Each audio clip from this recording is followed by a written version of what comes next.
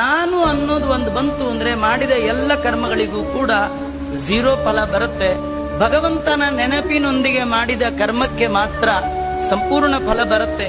ದೇವರನ್ನು ಮರೆತವನಿಗೆ ಅಹಂಕಾರ ಜಾಗೃತ ಆಗುತ್ತೆ, ಕರ್ತೃತ್ವ ಭಾವನೆ ಬರುತ್ತೆ, ಅಹಂಕಾರ ಬರುತ್ತೆ, ಫಲದ ಮೇಲೆ ಮಮಕಾರ ಬರುತ್ತೆ.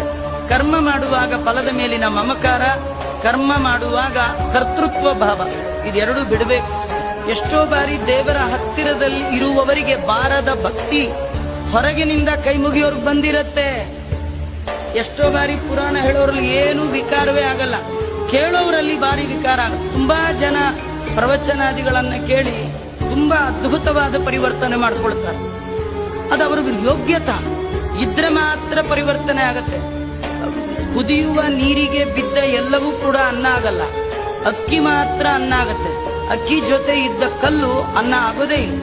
ಹಾಗಾಗಿ ಭಗವಂತನ ಅನುಗ್ರಹ ಇದ್ದವರಿಗೆ ಮಾತ್ರ ಪರಿವರ್ತನೆಯನ್ನ ದೇವರು ತಂದುಕೊಡ್ತಾನೆ.